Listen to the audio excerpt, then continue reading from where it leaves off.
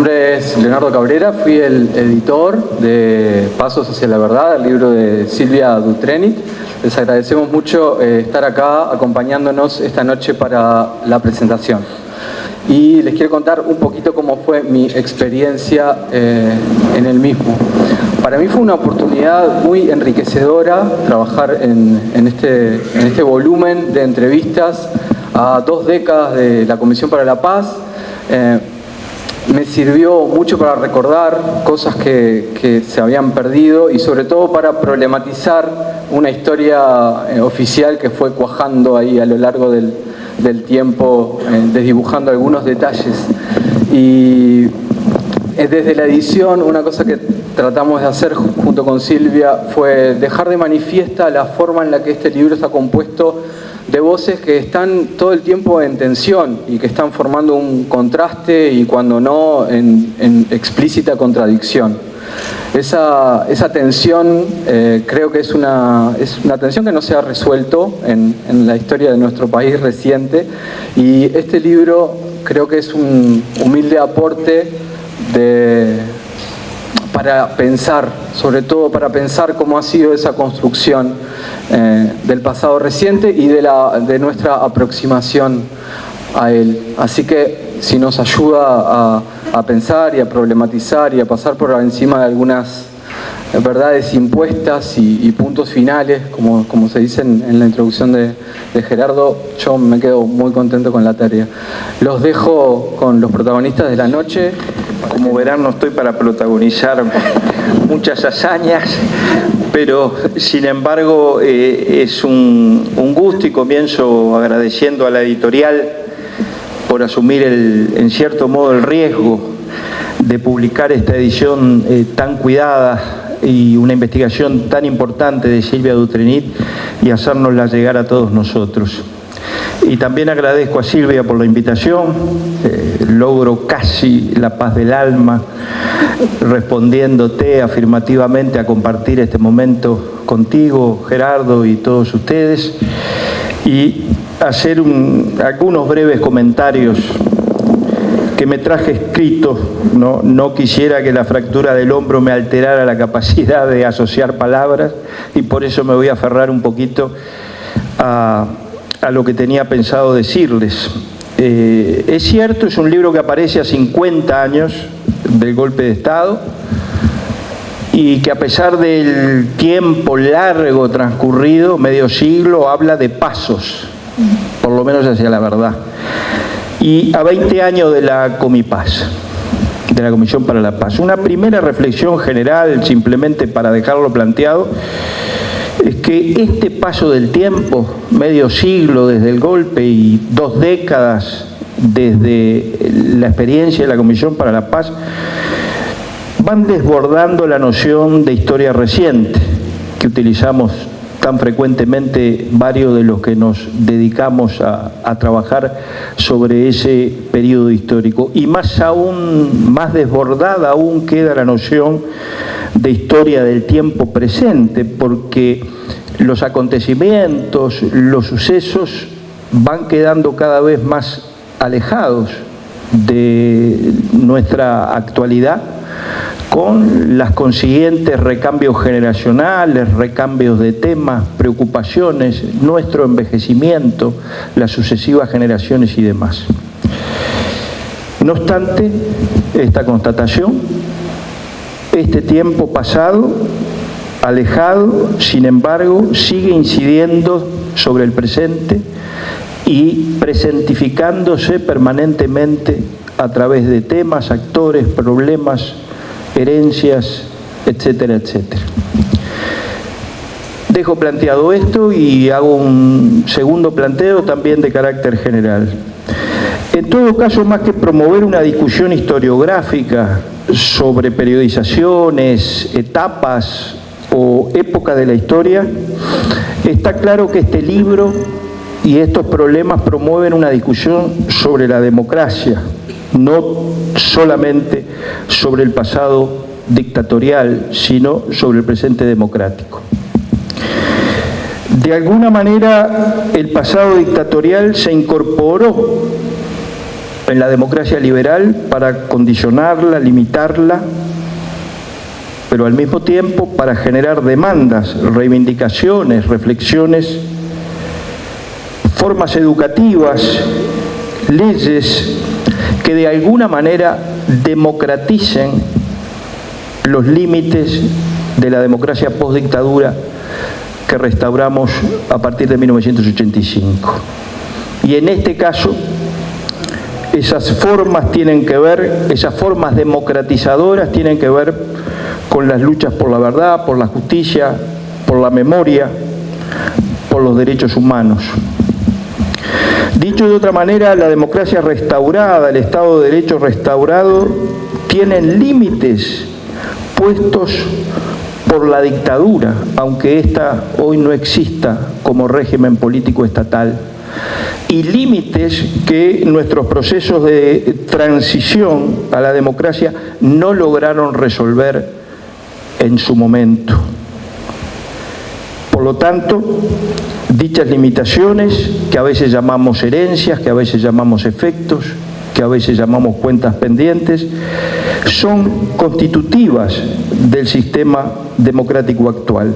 La impunidad no es solamente una herencia de la dictadura, sino que es un rasgo que caracteriza a la democracia postdictadura y a muchas de las luchas por cambiar esa situación que hoy, en el presente, llevamos adelante de distinta manera. Una de ellas es a través de las investigaciones y de las publicaciones.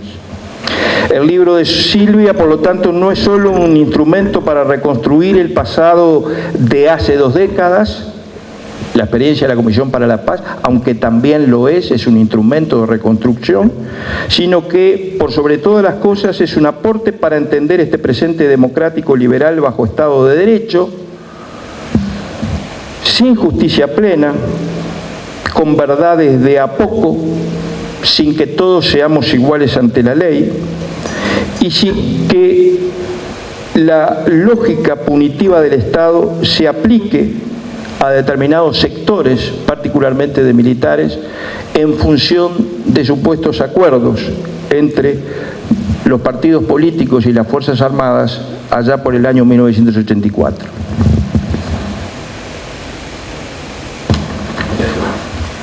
No hagas más evidente. El libro de Silvia y el excelente y breve prólogo de Gerardo hacen un tándem perfecto. No solo por la amistad que mutuamente se profesan y los trabajos que han realizado en varias oportunidades, sino porque, por un lado, yo los llamo, porque no encontré otra palabra mejor, encapsulan a través de los testimonios y de la reflexión una experiencia histórica fundamental como fue la Comisión para la Paz, delimitan un tiempo histórico breve, pongamos 2000 a 2003, y reconstruyen un estado de situación sobre un tema fundamental de derechos humanos como es el tema detenido desaparecido. ¿Qué quiero decir con lo encapsulan y lo digo de otra manera? Lo explican desde todos los ángulos posibles. Reconstruyen los momentos, los nombres, las negociaciones, los bloqueos, los actores, las mentiras, los enfoques diversos. Y lo hacen fundamentalmente a partir de los 19 testimonios que recoge Silvia.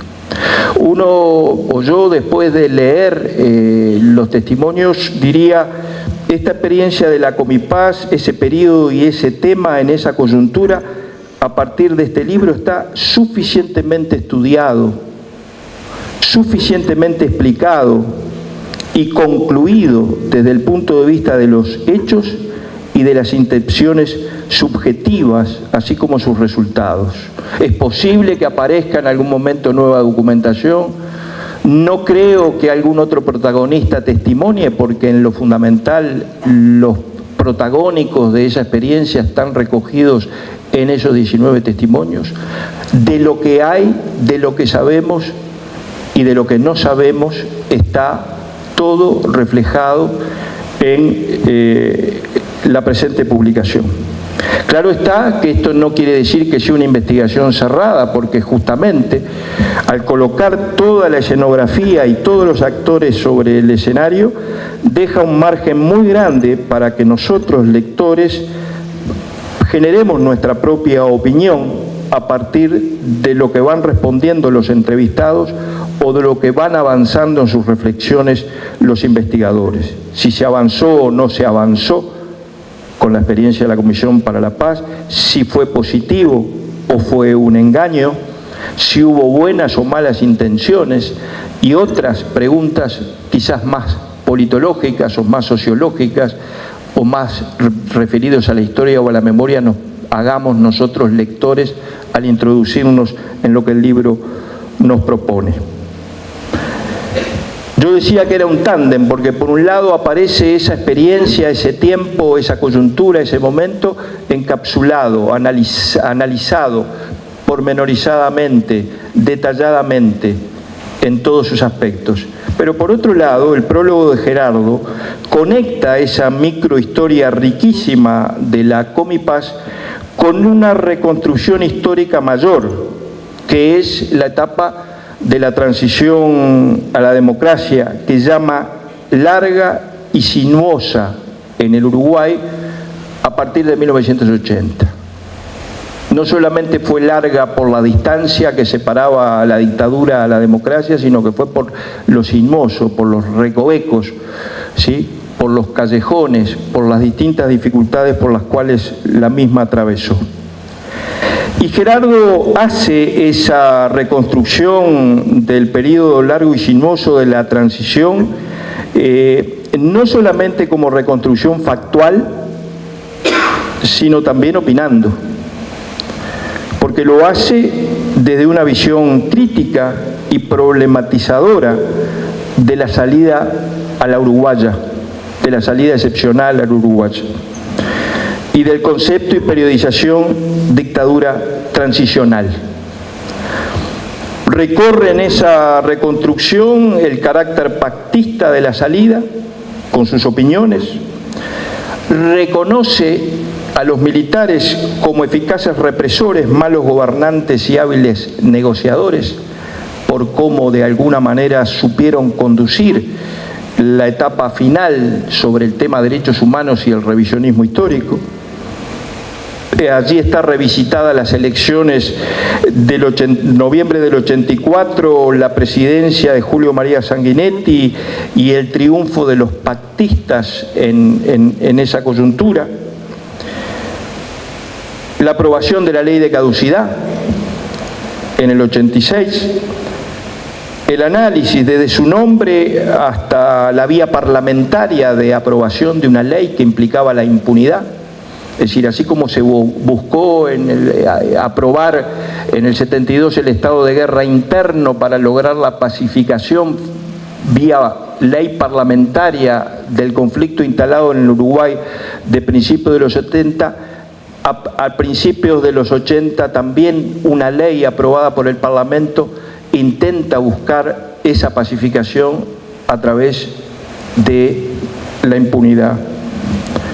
Una ley que interrumpe las investigaciones que se venían y denuncias que se venían procesando ante la justicia, ¿sí?, la posibilidad de que la justicia se expidiera con sentencias acerca de las denuncias presentadas, pero una ley que también impide la investigación y el acceso a los archivos, porque bloqueó totalmente, hasta muy avanzado el tiempo, dicha posibilidad, y que encarga a la justicia militar lo mismo que se había hecho en democracia con la aplicación del estado de guerra interno y la ley de seguridad y el orden interno del Estado, encarga a la justicia militar expedirse sobre las denuncias que estaban en curso o que se planteaban como parte de violaciones a los derechos humanos, solo que en este caso en democracia.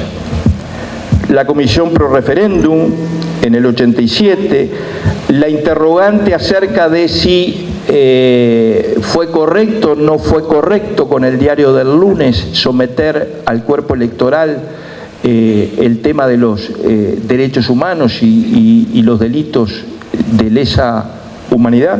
Está allí planteado. El año 90, por un lado el triunfo de la calle y una nueva coyuntura neoliberal muy importante en el país, pero también en los años 90 la caída del socialismo real y de alguna manera de las utopías realmente existentes en aquella coyuntura, que sumado principalmente a los resultados negativos que obtuvo el voto verde, ¿sí? en un porcentaje de 55 a 41 más o menos, generaron un estado de ánimo de muchísima desilusión y de mucha dificultad para recomponer el campo de los derechos humanos y retomar la lucha por verdad, justicia, memoria y nunca más. Salvo un conjunto de demandas que se tramitaron por la vía de la justicia civil, con efectos reparatorios sobre casos de detenidos desaparecidos y otras víctimas, y salvo denuncias que se cursaron a nivel de la Comisión Interamericana de Derechos Humanos o de la ONU con relación al caso uruguayo. Tengo que ir terminando. Vuelvo a Silvia. Silvia es una historiadora, pero también es una memoriosa. Es una especialista de la memoria. Y yo decía acá, es una historiadora y una memoriosa de dos orillas, salvo que no le alcanza el Río de la Plata. Es una especie de dos orillas entre México y Uruguay, con un enorme territorio de por medio que ella recorre yendo y viniendo desde hace muchísimos años, utilizando múltiples registros temáticos para explicar el pasado reciente, las dictaduras, la resistencia, los exilios, las búsquedas, particularmente con el rol muy importante, importantísimo, de los antropólogos y arqueólogos forenses, y que ha plasmado estas investigaciones en una gran cantidad de libros y artículos y trabajos académicos que de manera incansable ha difundido y defendido, diría, por el mundo entero, en cantidad enorme de asistencias a eventos, pasantías, tutorías, cursos, simposios, organizadora también de primer nivel en eventos en distintas partes del mundo que tienen por objeto de estudio estos que he señalado. Este libro tiene el objeto de estudio de la Comipaz y hace hablar a 19 entrevistados que fueron así entrevistados en el 2002 y en el 2009, varios de ellos. La historia oral, el valor de la palabra, el papel del testigo, las vivencias de las víctimas, han sido una constante en la larga labor de historiadora y memoriosa de Silvia Dutrenit, aportando al campo de la historiografía reciente la dimensión de la subjetividad, el coro de voces diversos que ella misma organiza como un corpus de análisis y de reflexión a las que le imprime las suyas propias y sus propias conclusiones. También en este libro uno puede tomar distancia del entrevistado, de sus respuestas y de su argumentación, y analizar el tejido de encaje que la historiadora va elaborando. ¿Cómo conduce la entrevista? ¿Qué pregunta?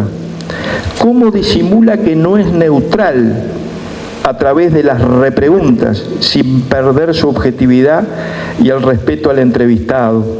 ¿Cómo insiste en determinados interrogantes para ir apisonando las conclusiones coincidentes de entrevistados distintos, a pesar de ese pluralismo? Este oficio de la historiadora brilla en estas entrevistas, que además tiene casos casi únicos, en algunos únicos y sumamente representativos. por ejemplo, que esté la entrevista a Jorge Valle, muy extensa, muy profunda con relación a este tema, pero que esté Luisa Cuestas, que esté Gonzalo Fernández, Ramela, es decir, quienes fueron realmente protagonistas de primera línea, combinado con luchadores por los derechos humanos. Allí está Sara Méndez, allí está Adriana Cabrera, allí está Eduardo Piroto, María del Carmen Martínez, menos conocidos, no todos, los últimos que mencioné, pero realmente hormigas trabajadoras sobre el tema de los derechos humanos que también forman parte de esas 19 entrevistas que el libro compila. Allí está el PCNT, allí están familiares, allí está el periodismo, allí hay políticos. Por lo tanto, me parece que la visión es abarcadora, representativa y profunda. Y quiero terminar, pasado ya del tiempo, pero hablo lento, ¿no? Quizás efecto de... Cuando el equipo de historiadores ingresó en el año 2005 a la Comisión para la Paz, a la sede de la Comisión para la Paz, y Gerardo, junto a Gerardo y el resto de los compañeros, pensábamos que íbamos a tener a disposición nuestra una gran reserva documental y un archivo profuso y organizado que nos permitiera a nosotros, como primer acceso a los archivos, poder ir haciéndonos un poco la composición del lugar y profundizando las investigaciones. Sin embargo, el archivo de la comisión no tenía documentación original de procedencia militar o policial, salvo un número determinado de dos paquetes, digamos, de documentación policial y militar. Y lo que sí tenía fundamentalmente era el trabajo que habían hecho las organizaciones de derechos humanos, particularmente familiares, que le habían aportado las carpetas con la información de cada una de las víctimas denunciadas para que de alguna manera la comisión pudiera tener esos antecedentes y profundizar en sus posteriores elaboraciones. O sea que nos llevamos una primera desilusión bastante grande con respecto a esta posibilidad. Incluso algunos de las fichas personales de las víctimas que tenían anotaciones manuscritas de algunos de los integrantes y que para nosotros podía significar una pista en ver qué nombre allí estaba anotado o qué comentario podía llevarnos a otro, rápidamente desaparecieron en segundas y terceras visitas que nosotros realizamos. Claro está que el trabajo allí realizado, la confianza ganada, el buen relacionamiento, la honestidad, permitió que poco a poco, en el caso de los historiadores, pudiéramos seguir avanzando en encontrar otros archivos con el apoyo del Poder Ejecutivo y poder realizar tiempo después, al tiempo de la Comisión para la Paz, las investigaciones históricas que se realizaron.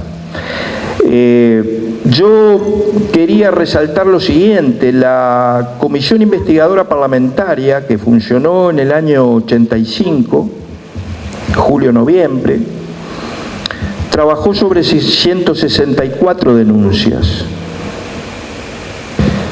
La Comisión para la Paz confirmó, y no entro en detalles, 169 casos. Y fue su informe final 8 años después de la Comisión Investigadora Parlamentaria sobre detenidos desaparecidos. El libro de familiares a todos ellos, que resume el trabajo acumulado en la asociación, 183 detenidos desaparecidos. Y el equipo universitario, las investigaciones últimas, registró un universo de 197. no quiere decir esto, y no lo hago con intención de ver si avanzamos o no avanzamos, pero evidentemente, si uno toma por base lo investigado, porque tenía atribuciones de investigación la Comisión Investigadora Parlamentaria en aquellos años del 85, con 164 denuncias comprobadas, y la última con 197, por lo menos en el tema detenidos desaparecidos, algunos casos se logró encontrar documentación y aprobar la calidad de detenido desaparecido. Así como digo esto en aras de encontrar avances en el tema, también digo que si uno toma del año 85 al presente, siempre hubo en el universo de víctimas por desaparición forzada, no estamos hablando de otros fenómenos como el asesinato político y demás, en el caso de detenidos desaparecidos, entre el 85 siempre hubo 138 nombres denunciados, 138 nombres que se repiten, podríamos decir en 197 o en 164.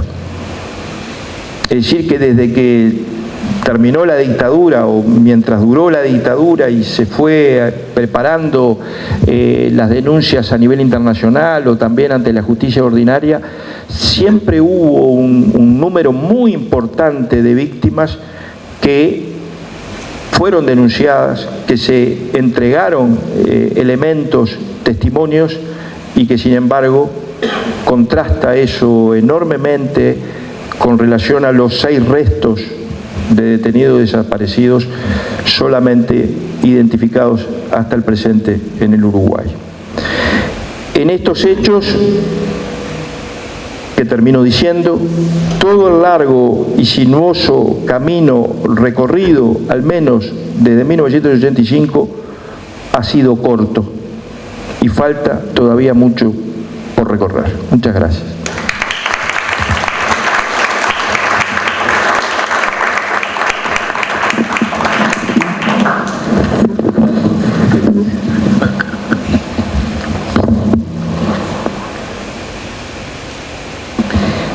Buenas noches.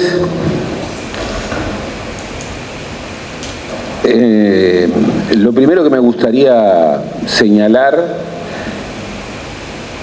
es que con Silvia y con Martín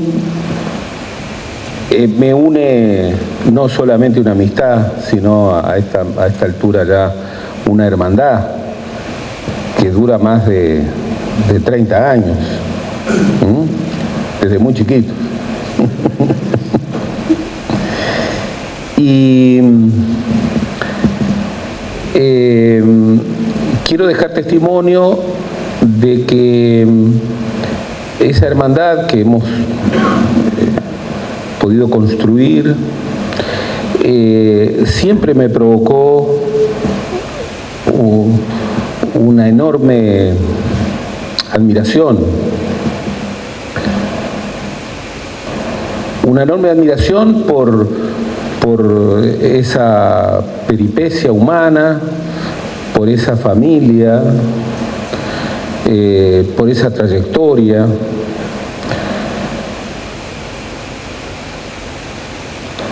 Ella es la memoriosa y la historiadora, pero Martín es un gran economista, sin lugar a dudas, un gran matemático, pero cuenta maravillosamente. Y hemos tenido muchos encuentros, muchas noches de narraciones, de relatos, en donde siempre he podido palpar no solo esa admirable patria comunista, sino sobre todo la dimensión profunda de los compañeros alma, de sus mundos, de sus compromisos. Lo que quiero decir es que esa hermandad me ha cambiado mucho y para bien. Hemos tenido muchos proyectos compartidos, muchas aventuras intelectuales, insistiremos. Como dijo muy bien Álvaro, Silvia y Martín han sido emprendedores de la cultura incesantes. Es realmente muy impresionante ver todo lo que han hecho y lo que siguen haciendo. Y es muy impresionante recordar que ellos quisieron volver a Uruguay,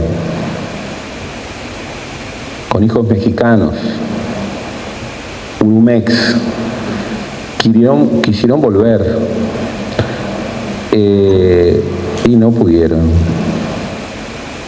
Lo cual no menoscaba en absoluto su condición de uruguayos y mexicanos, ¿no? A mí, entre otras cosas, me han hecho conocer a la patria o a la tribu Urumex, que es distinta a todas, y que tiene valores muy, muy especiales. Pero si bien siempre nos hemos sentido cerca, muchas veces hemos sentido, aún en este tiempo de las redes y de la comunicación inmediata, la distancia,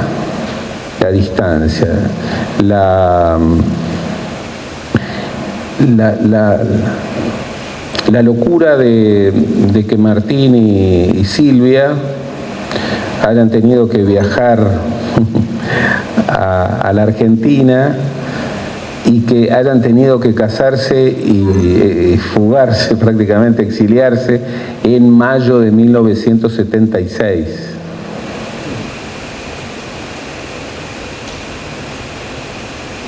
No ha sido una vida sencilla.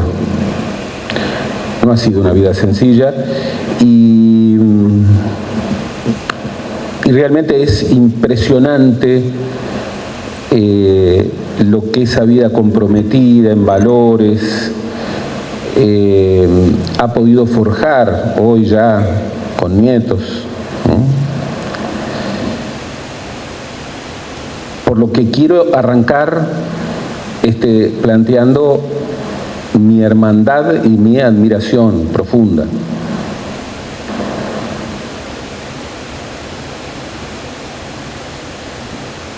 El tema de la Comipaz siempre estuvo en la visión de Silvia, siempre, desde el primer momento.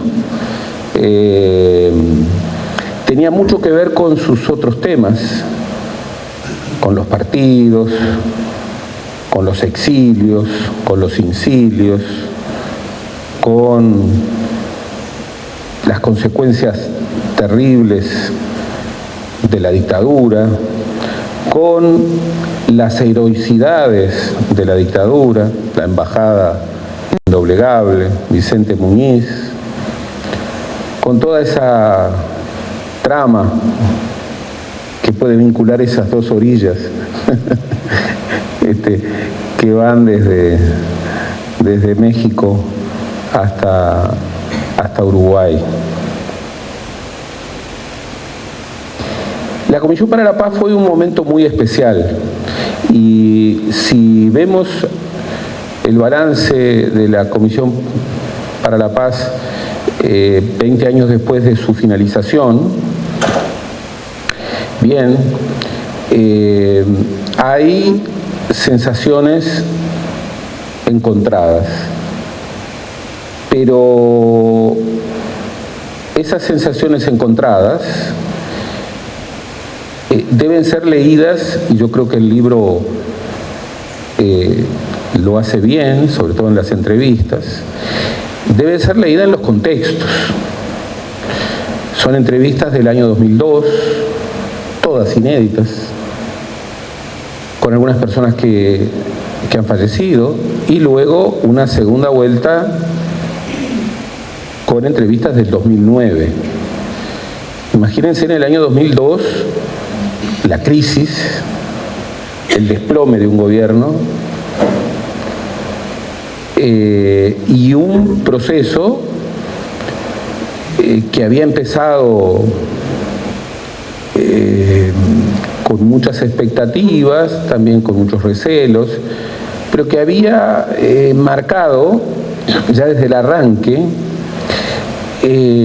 los bloqueos de la transición, y no debemos dejar de olvidar eso. El otro día recordábamos los 40 años del ayuno de Serpaj, y recordar en 1983 era recordar, bueno, las grandes movilizaciones sociales, era recordar cómo la sociedad civil apostaba por una democracia plena, era recordar cómo en los resquicios que una dictadura que no estaba de rodillas, sino que quería continuidades,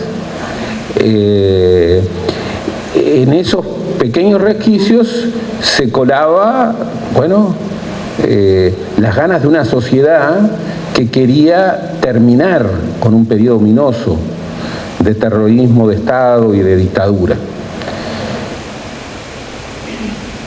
Es muy impresionante ver en 1983 esa pujanza del movimiento social que de alguna manera desbordó a los partidos, empujó a los partidos a una lógica de radicalización de la lucha contra la dictadura,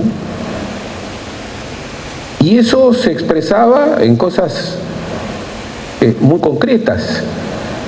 Por ejemplo, el ayuno arrancó contra el decreto del 2 de agosto de 1983, que era un decreto que quería suspender la política después del fracaso del llamado diálogo del Parque Hotel. Y bien, con un enorme coraje, dos sacerdotes y un pastor plantearon una iniciativa que instrumentalmente es paradigmática de la no violencia, y encontraron un eco, un impacto gigantesco. Sin embargo, ese empujón, ese impulso por una democracia plena, que encontró uno de sus clímax en el acto de finales de noviembre del año 83, que era un acto presidido por un lema que decía elecciones sin exclusiones. Bueno, luego, por múltiples circunstancias, se frustró. Y no hay que olvidarlo, en noviembre del año 84 hubo elecciones con candidatos y partidos proscriptos. Pero además, lo que vendría después es que los reclamos de una sociedad que pedía, bueno, cosas inherentes a una reconstrucción democrática, tuvieron que enfrentar las peores presiones. Ustedes piensen el reclamo de justicia que ya se palpaba en los años de la dictadura, cuando en condiciones realmente dramáticas los familiares reclamaban, buscaban, ya entonces. Pero piensen después, cuando, digamos, luego de la reinstitucionalización, tuvimos, bueno, la ley de caducidad de la pretensión punitiva del Estado. Su nombre lo dice todo. Cuando decimos este nombre afuera del país, la gente se ríe.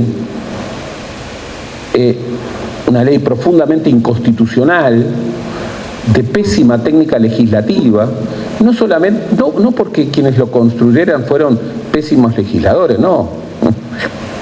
Cuando justamente quiere opacarse lo que se está acordando, las leyes son espantosas.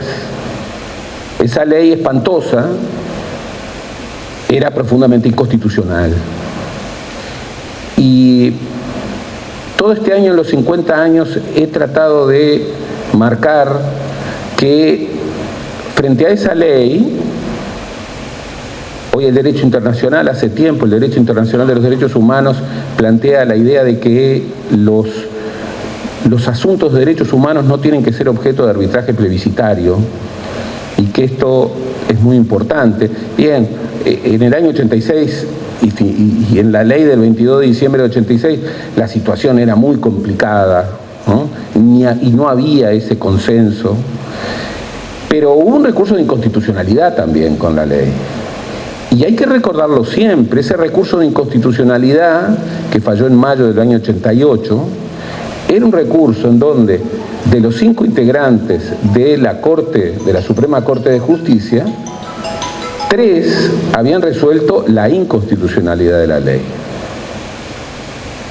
Pero las presiones políticas y militares hicieron que uno de esos 3 cambiara a último momento su voto.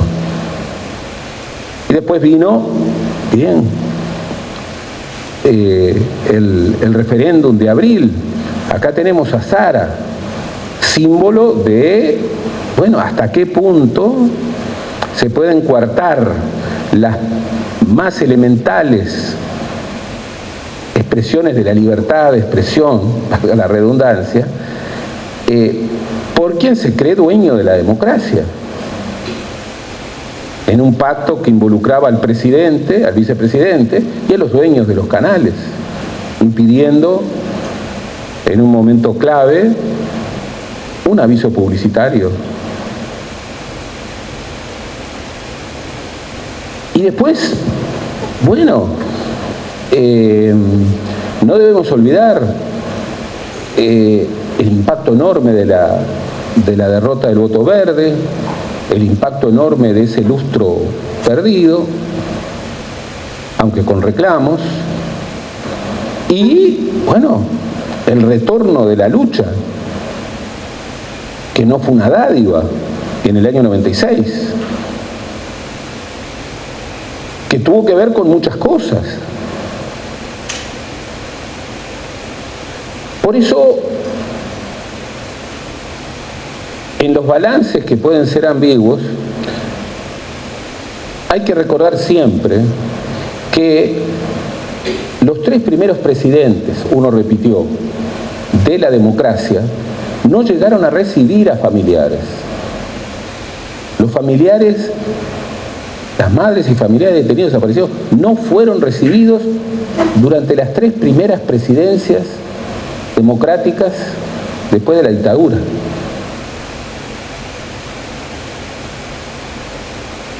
Y quien primero los recibió fue el doctor Jorge Valle. Y obviamente, como expresión de un acuerdo con muchas limitaciones, con muchas restricciones,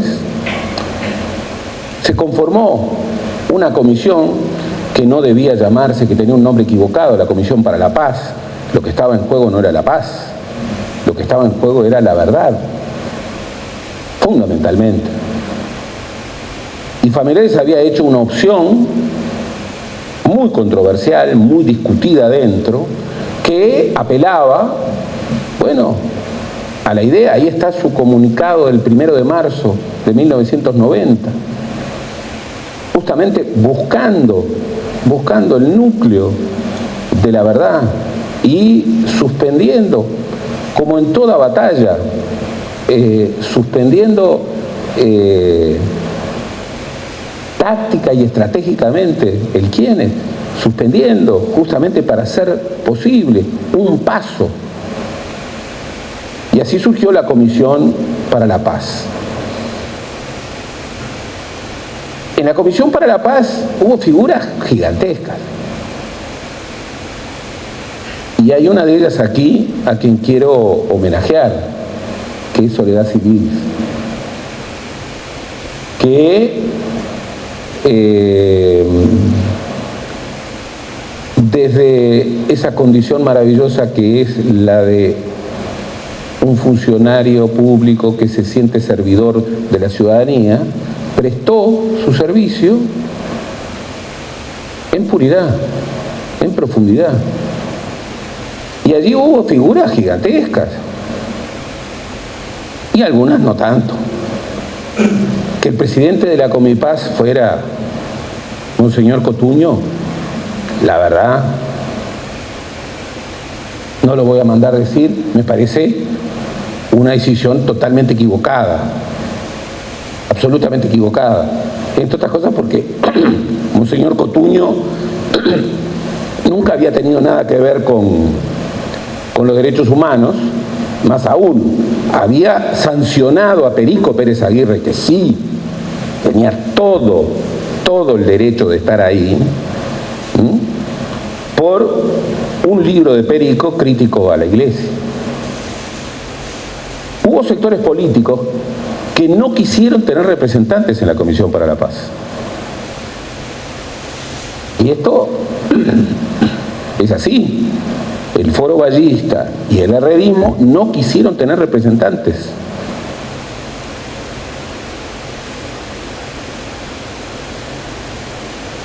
Y allí la articulación entre Gonzalo Fernández y el doctor Ramela fue clave, porque era el acuerdo entre el presidente de la República y el líder de la oposición, más el respaldo que implicaba, en una representación tácita, porque no fue representación formal, de lo que significaba Perico Pérez Aguirre y de lo que luego significó cuando Perico murió inexplicablemente, pobrecito, en un accidente, Jorge Osorio sustituyéndolo. Claro, también estaban figuras venerables como el Pepe de Lía o como José Claudio Williman, pero obviamente quienes llevaban el peso de una investigación gigantesca no podían ser ellos. Y tenían muchas restricciones. Es realmente sorprendente que aún con todas esas restricciones y salvando el tiempo, cuando uno lee el decreto de constitución de la Comipaz, expresamente repiten 7 u 8 verbos omitiendo la palabra investigación.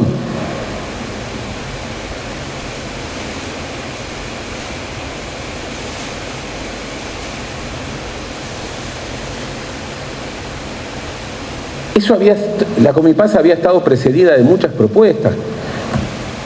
La propuesta del obispo Galimberti, que planteaba a través de la vía de la confesión, una vía no muy idónea en el laico Uruguay. O, bueno, el reclamo de Shklovsky, que le valió el repudio, no de la colectividad, el repudio de algunos que mandaban en la colectividad. O el intento de Rosenkopf con Medina, mediado por Maggi, que tenían aquella asociación para dar comida a los niños, en donde Medina lo dijo después de hacer una gestión, que quien mandaba no quería. Y quien mandaba eran los otros generales, los generales en actividad. Es dudoso que él quisiera, pero siempre debemos recordar, para bien y para mal, que el comandante superior de las Fuerzas Armadas en una democracia es el presidente de la República. Es el presidente de la República. Y como comandante hay algunas demandas que siguen estando pendientes, y que, bueno, en uso de esa habilitación constitucional algún día debiera establecerse, porque hasta el momento no se ha establecido. Hay que recordar entonces a la Comipaz dentro de sus múltiples bloqueos. Hay que recordar que la Comipaz era una iniciativa que emergía después de 15 años de cerrazón. Hay que recordar los legítimos debates que se advierten en las entrevistas, muy legítimos. Una de las grandes virtudes que tienen las entrevistas es que plantean visiones muy diversas, contrapuestas. Y el tiempo, permite pesar. Entre la obsesión de Cotuño por el tema del perdón, es raro, el presidente de una comisión que tenía que buscar detenidos desaparecidos estaba obsesionado por el perdón. Poco raro. Y sin embargo, tan emblemático. Hasta, las posturas del doctor Jorge Valle, que desde el vamos, aunque en el 2009, y eso hay que tenerlo bien presente, marcaba en el 2009, que no era el 2002, ya no era presidente, marcaba, los límites, las restricciones, hasta dónde no se quería llegar.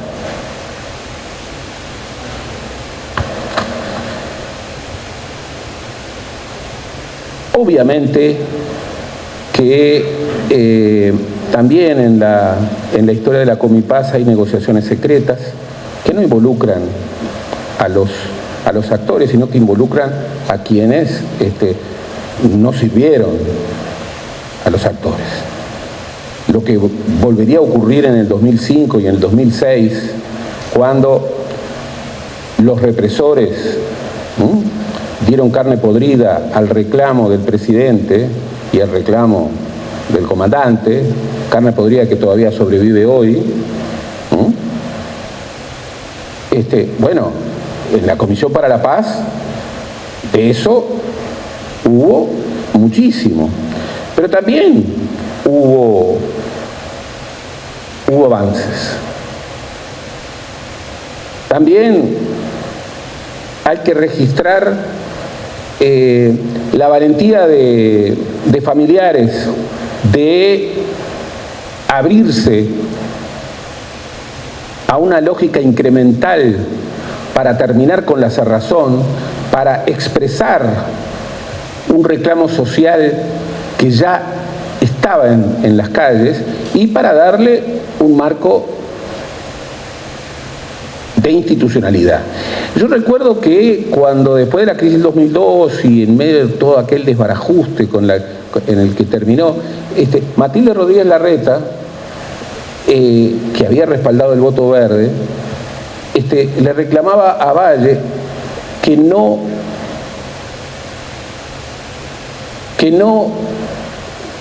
hiciera que la Comisión para la Paz fuera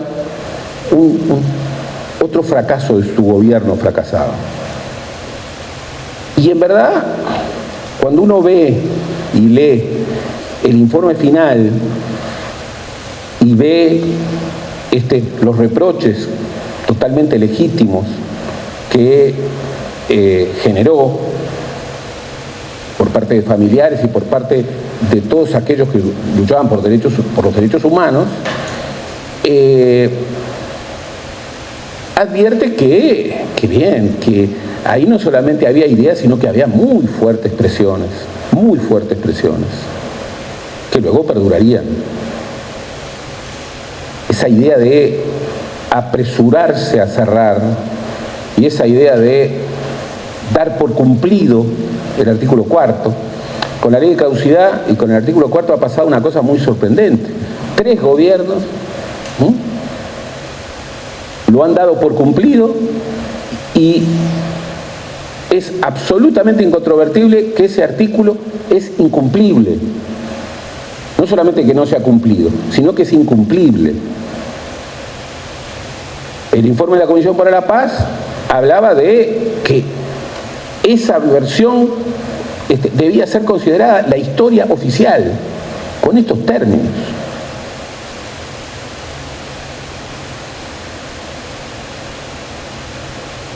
Yo creo que las entrevistas ponen de manifiesto ese balance, ponen de manifiesto las limitaciones y ponen de manifiesto las valentías, los avances. Tienen una gran riqueza, expresan algo que tiene mucho que ver con la política, que es, entre otras cosas, también el pleito por lo posible. Se advierte la diferencia de contextos entre el 2002 y el 2009. Hay visiones que son distintas, incluso que son distintas entre aquellos que bregan por la reivindicación de los derechos humanos y particularmente de los derechos conculcados en forma ominosa de los detenidos desaparecidos, pero la Comisión para la Paz deja enseñanzas. Si uno lo ve hoy, cuando se cumplen 50 años, en verdad la sociedad uruguaya no se quedó, siguió adelante. Y, como suele ocurrir, nadie puede dar el punto final sobre este tipo de temas. Nadie puede decir hasta aquí. Nadie. Hace unos años casi nadie hablaba de dictadura. Una vez presenté un libro sobre la dictadura en donde quien me antecedió en el uso de la palabra habló media hora sin decir la palabra dictadura. Lo felicité. Era realmente un hallazgo, gobierno de facto, etcétera, etcétera. Pero la historia no termina. La historia no termina. Muchos ya lo advertían entonces en las entrevistas. Si bien la impunidad tenía cimientos muy profundos, muy duros,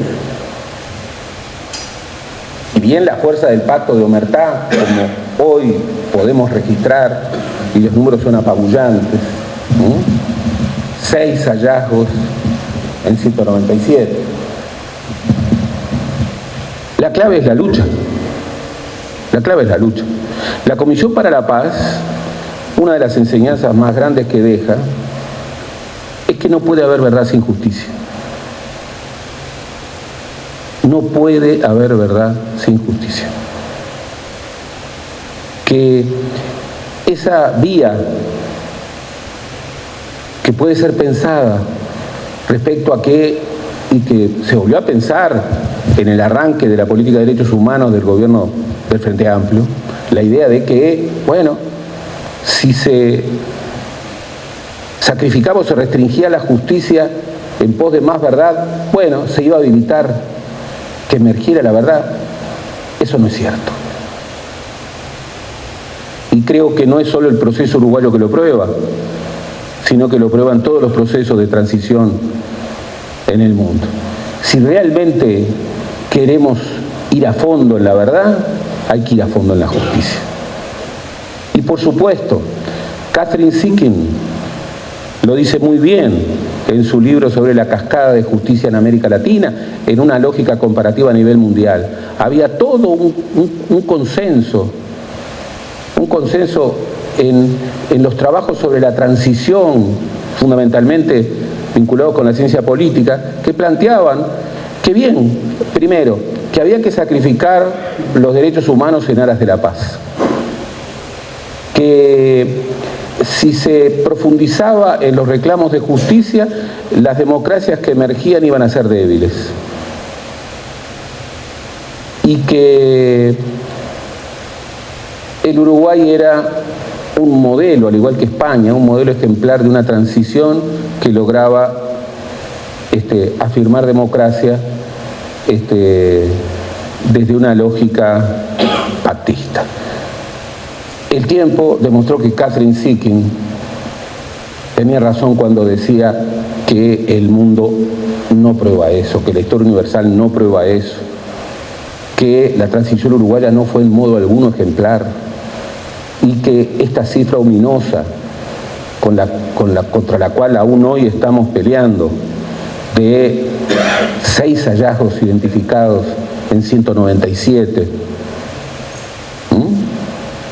nos están refiriendo a algo que es así, que si bien hay una frontera entre lo posible y lo imposible, esa frontera siempre se corre, no está fija. Y cuando se quiere vender que es una frontera fija, que hay cosas que no se pueden hacer, se está menoscabando el peso de la historia, el peso de las sociedades, el peso de las luchas, el peso de las batallas. No puede haber verdad sin justicia. Y además,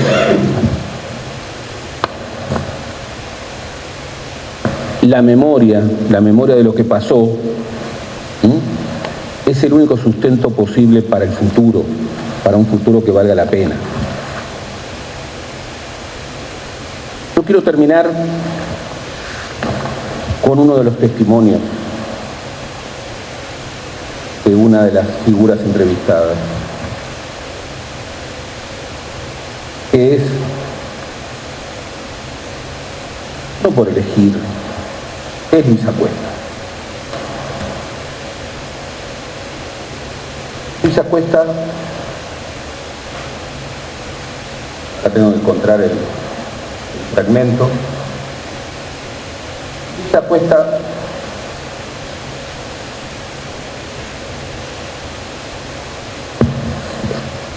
asume el rol que tuvo, controversial dentro de familiares, para, con su legitimidad infinita, sustentar el camino difícil hacia la Comisión para la Paz.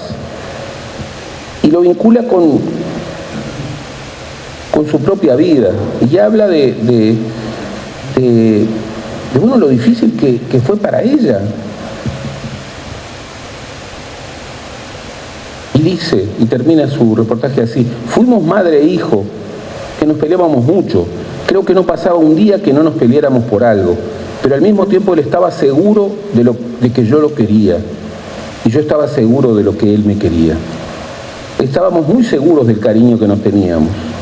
Entonces me dije, cuando estaba pensando en volver a Mercedes y terminar con esa etapa de su vida, me dije, mi hijo va a pensar qué equivocado estaba respecto a mi madre si no aguantó esto. Entonces, en el momento en que pensé eso, mi composición del lugar fue decir, bueno, ya está, yo sé a qué voy a dedicar mi vida. No a lo que él hacía, ni a la inteligencia, ni a la ideología, ni nada como lo que él quería hacer, de cambiar la sociedad, pero voy a ayudar en algo, en lo que pueda. Por eso estoy acá, por eso fui a Holanda, formé junto con los demás la Comisión de Desaparecidos en el Exilio, por eso fui a los congresos de la Federación desde Europa, por eso seguí yendo a la Federación de acá, y por eso cuando vine acá lo primerito que hice fue ir a familiares. Es que la gente me enseñó a no pensar solo en mi hijo, a pensar en todos. En una de las primeras manifestaciones de las que participé acá en el Uruguay, vino algún otro familiar y me dijo, mirá Luisa, allá llevan el retrato de tu hijo. Yo tenía otra foto en mi mano, fui y le dije a la persona, te la cambio, ¿querés? Porque ese es mi hijo. Y la persona me lo dio, pero al mismo tiempo me dijo, sí, pero yo era su amiga. Me sirvió de lección para toda la vida. Nunca más busqué la foto de mi hijo. Para mí después eran y fueron todos iguales. Tanto que te digo que una vez peleé con un policía en una manifestación porque no nos dejaban pasar. Y yo empecé con una foto que tenía en la mano. Vos tenés cara de asesino, vos mataste a mi hijo. Y le mostraba la foto que tenía. Cuando la vi vuelta y la miré, digo, ay, pobre María Elena, porque era el hijo de otra, no el mío. Y yo le había dicho de todo al milico, enojada, pero le decía algo en lo que sigo creyendo. Lo decía por mi hijo y lo decía por todos. Todos eran nuestros hijos, ¿no? Por eso, este libro, que narra un episodio de esa larga lucha, es un libro que ocurre en un momento especial, los 50 años de la dictadura, cuando todavía hay discursos negacionistas, todavía algunos quedan, ya son pocos, que habla del gobierno de facto, todavía hay quienes quieren dar vuelta a la página, todavía hay quienes quieren buscar vías legales para evitar la justicia, todavía hay quienes están escondiendo testimonios y documentos. Y yo creo que este libro, que se llama bien Un paso hacia la verdad, es un paso más que obviamente será retomado como eso, como un impulso para hacer todo lo que falta, que es mucho, pero que seguirá entre nosotros, porque esta batalla por la justicia, por la verdad, por la memoria, por la reparación, es de esas pocas batallas que no admiten punto final. Gracias.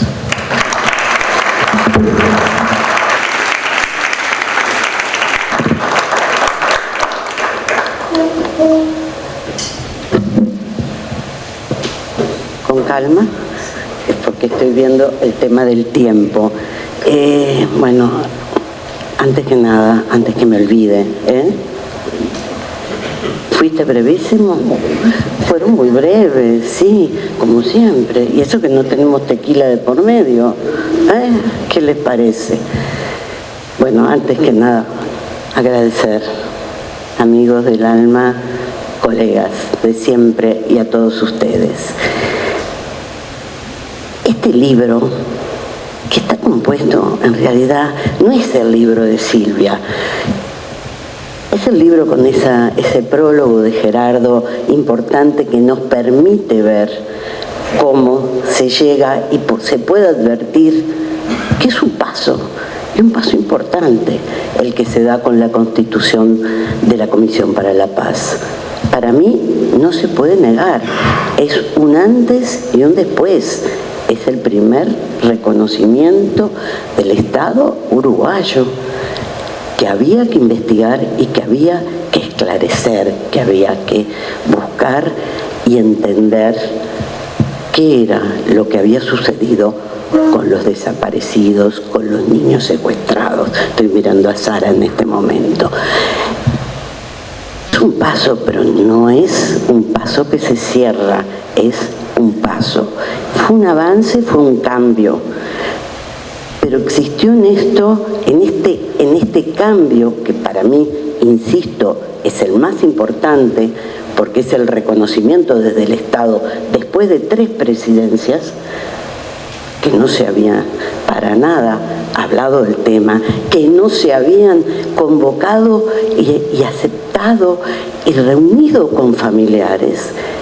Esto se produce un cambio, y esto es lo que a mí me llamó la atención para empezar a pensar sobre la comisión y luego hacer las entrevistas, porque sin duda, sí, uno de mis instrumentos siempre es la entrevista, escuchar las voces de los protagonistas, de los testigos de esa historia reciente. Sigue siendo historia reciente, porque la historia reciente es la historia vivida, y muchos de los que estamos acá somos parte de esa historia vivida. Y diría, y si hay jóvenes, por ahí había una niña que ya no está, la de Marina, pero hay jóvenes, hay transmisión. Y esas generaciones nuevas, aunque no lo vivieron lo que la sociedad va recreando sobre esa historia vivida, y por lo tanto también están involucrados, aunque no conozcan, porque este libro también es para los que no sabían o no saben ¿Qué fue la Comisión para la Paz? Entonces, la Comisión para la Paz tiene luces y sombras muy importantes, voces que se encuentran y se desencuentran respecto a su pertinencia, respecto a la verdad. La justicia se había quitado de lado, se había puesto al margen como una estrategia, una táctica, como decías tú bien, una estrategia para poder avanzar. Sin embargo, hay que decirlo, Valle fue el creador de la comisión. Sin lugar a dudas tuvo un papel importante, pero Valle fue Valle y su tiempo. Valle y el movimiento de derechos humanos, el movimiento de familiares que impulsaba las marchas de los 20 de mayo que empezaban a surgir y que ya llevaban 3 años, fue también, y sin lugar a dudas, el contexto regional, Schillingo declarando y reconociendo los vuelos de la muerte, fue Pinochet en Londres detenido, fue un conjunto de situaciones que influyeron en ese presente. Y me voy a permitir decir algo que no lo digo mucho, pero hoy en una de las entrevistas me lo dijeron. Dije, y lo voy a decir, fue también el presidente Valle que quiso darle, vamos a hablar coloquialmente, una cachetada a Sanguinetti. Es una historia que venía de lejos, ¿verdad? Es decir, Sanguinetti rotundamente meses antes había decidido que aquí no había niños desaparecidos, ni niños secuestrados, etc. Era el caso tan connotado, tan internacionalmente conocido, porque Juan Gelman era un hombre conocido, el caso de la nieta. Y si bien Valle no tuvo que ver con ese hallazgo, tuvo que ver Gelman y otros protagonistas, obviamente, Valle tuvo la sensibilidad y la habilidad política de hacer el encuentro en la presidencia de la República. Y creo que eso, aunque reitero lo dicho anteriormente en términos de que no fue él el que lo halló, fue una señal. Aquí sí hubo niños secuestrados, aquí sí hubo niños con cambio de identidad. Ese fue Valle en ese momento. Él lo construyó para su propia figura, para su propia posición respecto a la diferencia con el gobierno de Sanguinetti y con lo que había firmado Sanguinetti, sí. Ahora, ese fue un Valle. Pero Valle fue el que abrió, el que posibilitó, pero también el que cerró. Es decir, y ustedes lo habrán visto en las entrevistas, yo insisto, hay 2 valles, y hay 2 valles para mí. Hay un valle que impulsa, pero hay un valle que se detiene. Uno podría decir, visto desde el presente, los presentes van cambiando, ¿fue por la crisis? Yo pienso que no fue por la crisis exactamente, aunque la crisis realmente fue impresionante en el 2002-2003.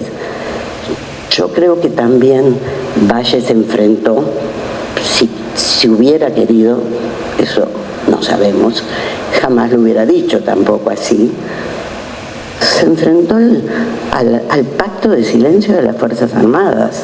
Él no podía avanzar más, sino como no se puede avanzar si se mantiene, y la enseñanza que nos deja la Comisión para la Paz es que si se mantiene ese pacto que hoy está presente, no se puede avanzar mucho.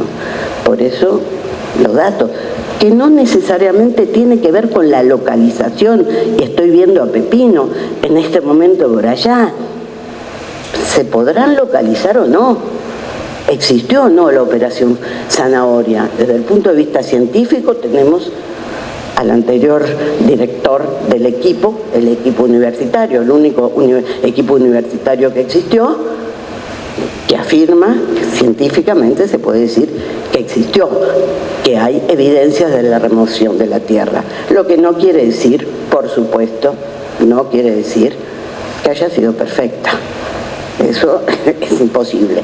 Pero que pudo haber existido, bueno, tenemos la experiencia inclusive en la propia Argentina, en Argentina en el caso de Córdoba, en la operación de remoción de televisores en Chile. Digo, no es extraño, pero lo que sí es terriblemente doloroso y que tiene que ver con ese pacto que sigue hasta el día de hoy, es que no hay información de qué pasó, dónde quedaron, qué pasó con todos ellos, que creo que es un tema importante más allá de que todos quisiéramos, y los familiares en particular, tener los restos.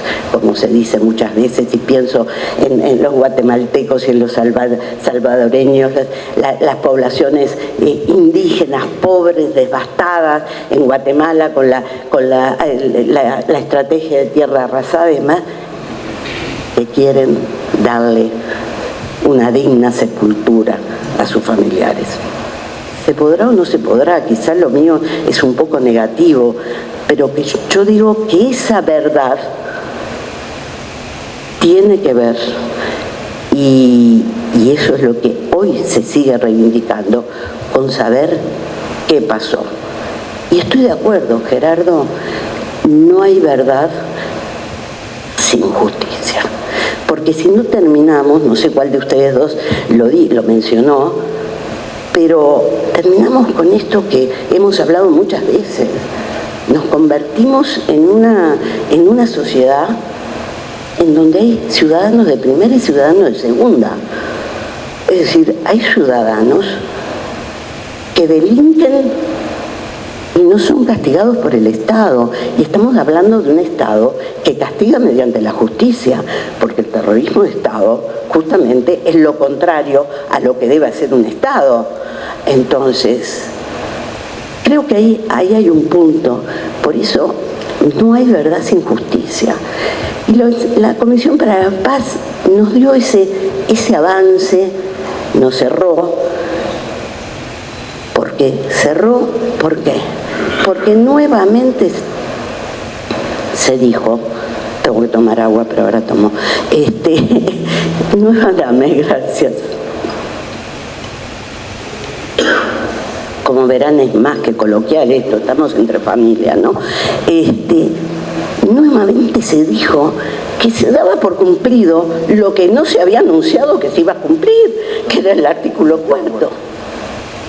Pero terminamos cerrando, terminó Valle cerrando, por eso hay dos Valles.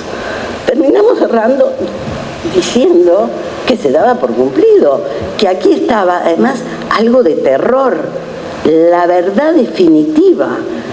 ¡Qué barbaridad! ¿Verdad definitiva?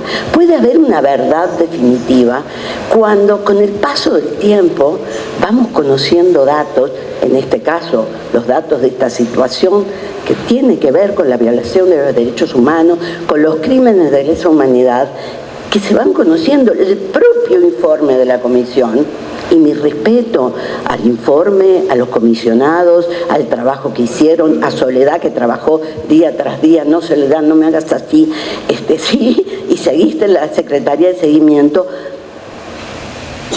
Pero ahí no se dijo lo que denunciaban los familiares, por ejemplo. No se dijo que había un segundo vuelo, y hasta el día de hoy no sabemos qué más puede aparecer, porque en la medida que pasa el tiempo y de repente surgen más informaciones y de repente surgen documentos, aunque se digan que no existen, como está ahora en estos días la información, no hay nada definitivo, ni una historia definitiva. Entonces, en síntesis, porque sé que hay poco tiempo acá en este auditorio, pero yo quiero decir, el libro es de todas esas voces de protagonistas que están puestas sin intervención, están editadas de alguna manera para que sean más fáciles, más ligeras para el lector. Pero el libro es eso, es contribuir socialmente a, valga la redundancia, a socializar las voces de protagonistas que tuvieron que ver con la Comisión para la Paz. Una desde el presente de la comisión, que aún funcionaba, que se había inclusive prorrogado su tiempo de gestión y faltaba tener el informe final. Estaban por entregar un informe, pero faltaba el final, que llevó un año más. Y son esas voces desde ese presente, porque hay que acordarse que cuando uno convoca a evocar y crea esos espacios de evocación, esos espacios, y el que está hablando está obviamente influido, condicionado por esos presentes. Y en ese momento, bueno, ese era el presente de todos aquellos entrevistados, insisto, protagonistas de la Comisión para la Paz, de todo el ambiente, del propósito de la comisión, de quienes gestionaron la comisión, tanto los comisionados hasta el presidente que está aquí, Cotuño, el presidente de la comisión, pero esencialmente es la impresión y la valoración de aquel momento, que era el momento en que también se encontró a Simón, pero no fue la comisión. Tema debatido, en fin, lo más importante es que se ubicó a Simón, y hoy Simón participa de las marchas del 20 de mayo. Creo que eso es absolutamente emocionante. ¿Lo puedo decir, Sara, verdad? Claro que sí. Pero no fue. Y fue en ese momento, y también fue algo que pero también el informe de la comisión indica, y ustedes lo van a ver en las entrevistas, quienes lean el libro, las entrevistas, bueno, el informe cierra el tema y Valle lo toma como el punto final, pero el informe también se hace de basura, de información basura que se recibió. Entonces está lo más muy renombrado, el caso de Julio Castro, ¿no? ¿Cómo muere Julio Castro? Tiempo después, se sabe, por el trabajo del grupo universitario de antropología forense, cuando se hallan los restos de Julio Castro, que Julio Castro no murió como murió porque lo ejecutaron, además de torturado. Entonces, no hay verdad definitiva. Hay una verdad que se va construyendo a medida que se van construyendo los casos. ¿Y por qué volver sobre el 2009 y hacer otras entrevistas? Ustedes dirán, ¿pero por qué se dejó pasar tanto tiempo? Bueno, un poco es el métier del historiador también. Las cosas no son periodísticas, son lentas. Uno va averiguando, madurando, procesando, va haciendo otras cosas y otros proyectos que todos se relacionan, como vos decías, en mi caso por lo menos. Y en el 2009 volvimos sobre algunos de los entrevistados del 2002, no todos, inclusive algunos ya habían fallecido, porque es lo que pasa, sobre todo lo que nos pasa a los historiadores, que una vez que sacamos con entrevistas muchos productos de investigación, resulta que empezamos a ver y decimos cuántas cruces tenemos que poner. Pero así es la vida, dice mi nieta, la mayor de las mujeres. Así es la vida, abuela. Ninguna entrevista más. Ah, no, tenés razón, pero así es. Bueno, capaz que yo no puedo hacerlas. Bueno, no nos pongamos negativos, pero ese es el asunto. Y en 2009 tuvo la posibilidad de entrevistar a Valle, que no pude entrevistarlo en 2002, en medio de aquella crisis brutal. Y creo que fue muy interesante entrevistarlo. La entrevista es muy rica, creo yo. La entrevista es muy rica, porque ver cómo él valora, revalora, argumenta lo de la Comisión para la Paz e incluso los hallazgos que hubo y los cuestiona y le quita méritos. Y bueno, en fin, lo dejo como curiosidad. Entonces, y en síntesis, lo que nos deja la Comisión para la Paz nos muestra que hoy mantenemos esa deuda, la deuda de la información que tienen los protagonistas principales que causaron los delitos, los crímenes de lesa humanidad. Pero además creo que estas entrevistas que hoy se ponen a disposición de quien quieran son una fuente que permita seguir avanzando, seguir pensando, inclusive valorando cada momento y cada presente, y cómo se veía a partir de quienes habían participado, quienes estaban interesados y quienes tenían en sus manos la información. Por eso están las entrevistas, ellas son las que tienen el enorme valor de poder compartir lo que se pensó en cada una de las coyunturas. Quizá hoy se podrá pensar y trabajar sobre esos distintos presentes y las valoraciones que se hicieron. Es un trabajo para otro, así que ¿qué aporta? Que otros puedan continuar con esto y darle un mayor relieve a los distintos pasos hacia la verdad. Muchas gracias.